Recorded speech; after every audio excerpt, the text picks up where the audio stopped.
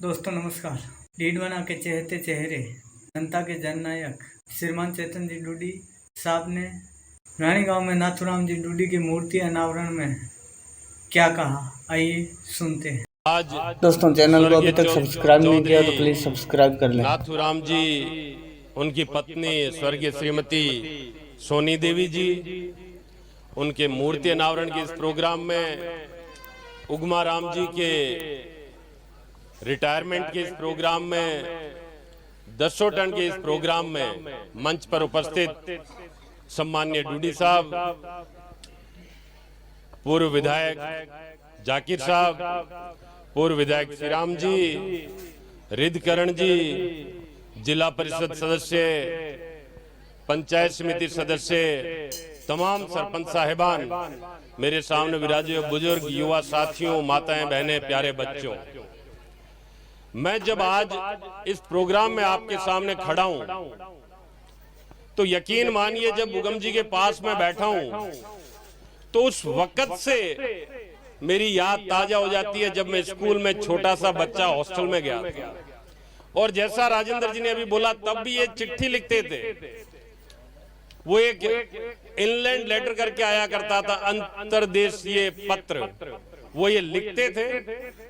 और पापा इनको ये बोलते थे कि तू चेतन ने कागज लिख। मैं जयपुर हॉस्टल में पढ़ता हूं और ये बात तय है, लिखावट के बारे में सभी ने बोला, लेकिन एक चीज मैं बताना चाहूंगा, मैं तब सिर्फ उगम जी को जानता था, नाथूराम जी को नहीं जानता था। कि बोले ये एक इंटरव्यू के प्रोसेस से भर्ती हुए थे, चेनाराम जी प्रधान थे और इनका एक इंटरव्यू लिया गया। तो जितने भी जो लोग वहां ग्राम सेवक बने, लाइन से बने, बहुत सारे बने, अभी लाइन से एक साथ वो रिटायर भी हो रहे हैं, चाहे चतुर्जी थेबड़ी वाले समझ लो, चाहे ये रुक जी होगा कि रिटायर, रुक जी, और इनकी नौकरी 40 साल की होगी या 37 साल की नहीं। तो इन सब से एक ही चीज पूछी चेनाराम जी ने कि भाई इंटरव्यू को मतलब जानो, इंटरव्यू को थे आया हो इंटरव्यू देवा ने। सिर्फ एक उगम जी है जगो साहब को हिंदी मतलब साक्षात्कार हुए, बाकी कोई नहीं बता सको, लेकिन भाई ग्राम सेवक सकड़ा बराबर बन गया। ये जानकारी प्रसिद्ध थी डीडवाना में कि जब भर्ती हुआ तो एक उगम जी एक आदमी हो जो सही जवाब दे सको कि इंटरव्यू को हिंदी में का मतलब हुआ है।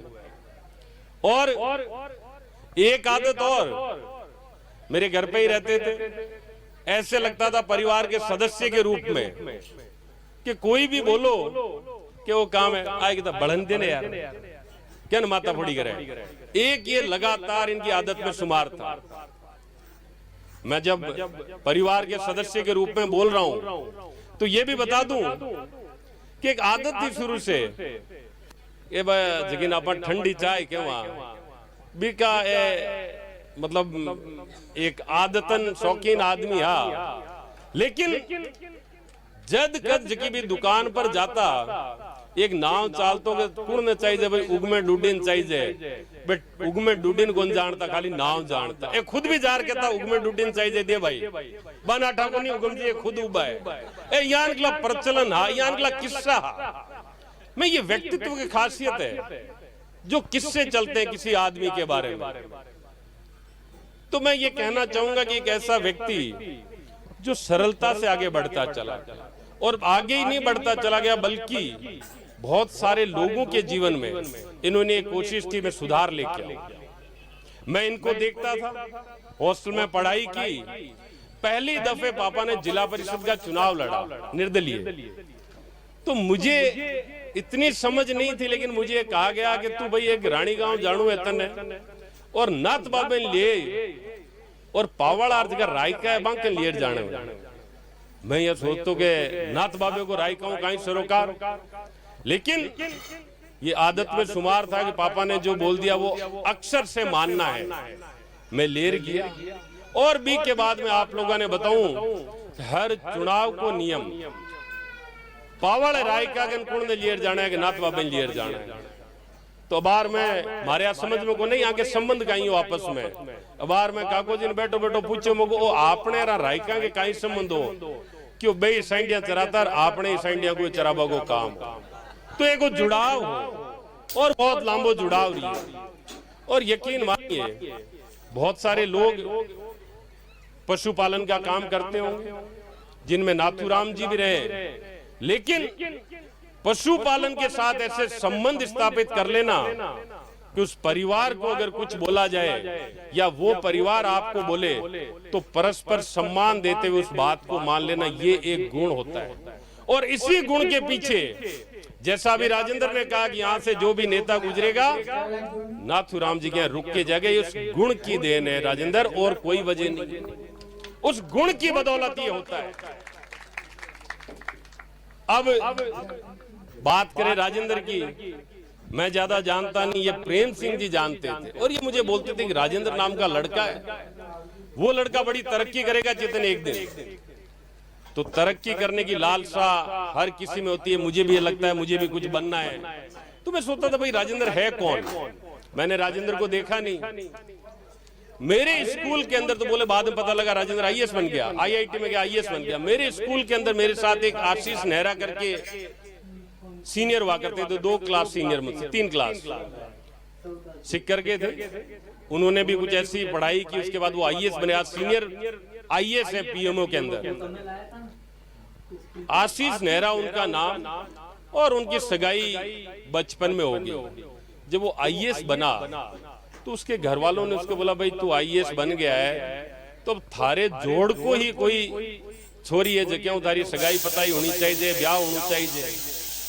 तो उस आशीष नेहरा का जवाब ये था कि मेरी सगाई आपने तय कर दी और हम दोनों का बिठा दिया जोड़ के भाई आपकी शादी होनी है। तो इसमें आशीष, उस बच्ची की कोई गलती नहीं थी। तो मैं तो शादी करूंगा उस लड़की से ही करूंगा, बेशक वो अनपढ़ है, बेशक वो गरीब है। ये कल्चर, ये संस्कार हमारे अंदर आने चाहिए और इसका जीवंत उदाहरण हम राजेंद्र के साथ देखते हैं। शायद सरवणी, हम सरवणी बोलते हैं, सरवण देवी लिखा हुआ है, वो सरपंच भी बनी एक वक्त में, आपके इसी गांव की बनी।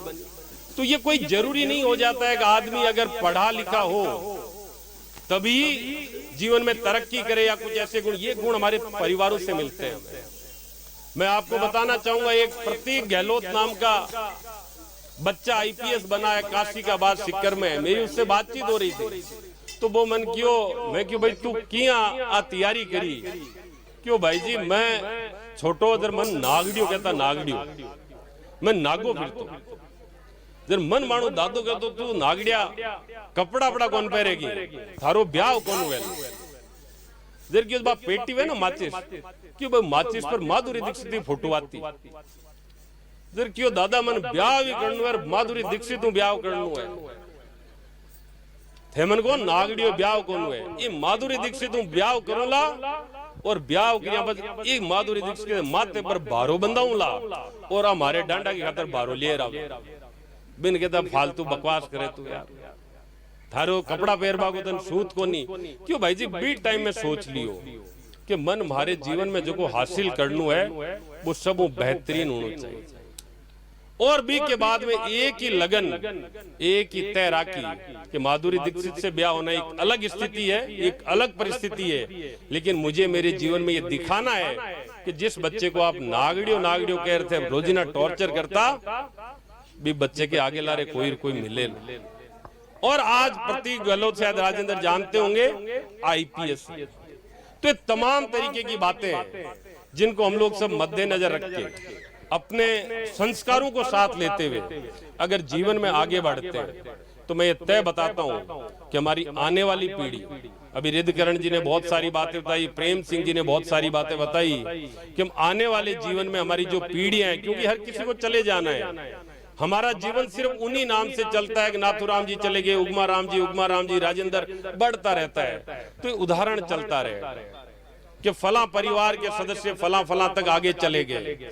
तो मैं आप लोगों को एक बार फिर से उगमा राम जी को बधाई देना चाहूंगा, जिन्होंने 40 साल की सर्विस कंप्लीट करके अपने आने वाले जीवन के जो संदेश है, आने वाला जीवन में ये आप सब की तरफ से ऊपर वाले मालिक से प्रार्थना करता हूं कि पीछे जो जीवन था उससे ज्यादा सुख में इनका आने वाला जीवन बने, उससे ज्यादा सार्थक बने। और राजेंद्र और उनके बच्चे को ढेर सारी शुभकामनाएं, ढेर सारा शुभाशीष कि ये बच्चा बहुत स्वस्थ और जैसे आपके परिवार में नाम होता रहा वैसा नाम ये रोशन करे। और नाथूराम जी का जीवन, ये मूर्ति लगाना मात्र इसलिए नहीं है कि एक मूर्ति हमने खड़ी कर दी, ये मूर्ति एक संकेत है कि इन्होंने अपने जीवन में जो सिद्धांत रखे हम उन सिद्धांतों को जीवंत रखें। इनकी ये मूर्ति हमें लगातार ये प्रेरणा देती रहे कि हमारे पुरखों ने ये और ये देखा और ये देखते हुए हमारे जीवन को अच्छा और काबिल बनाया, तो हम भी आने वाले वक्त में कहीं ना कहीं समाज को कुछ ऐसा दे के जाएं जिससे एक सार्थक और एक जिसे सकारात्मक सोच जिसे कहते हैं उसको कहीं ना कहीं ज्यादा उपज मिले। आप लोगों का सभी का ढेर सारा धन्यवाद। आप सब पधारे, क्योंकि इस परिवार के मैं सदस्य के रूप में आप सबको धन्यवाद दे रहा हूं। विशेष धन्यवाद नाथूराम जी का, रामेश्वर जी डूडी साहब का, जिन्होंने अपना समय निकाला और बहुत ही छोटे नोटिस से बताने के बाद हमारे बीच में हाजिर हुए। ऊपर वाले मालिक से प्रार्थना करता हूं आप सब खुश रहें, तरक्की करें, आपके परिवार में सुख शांति बनी रहे।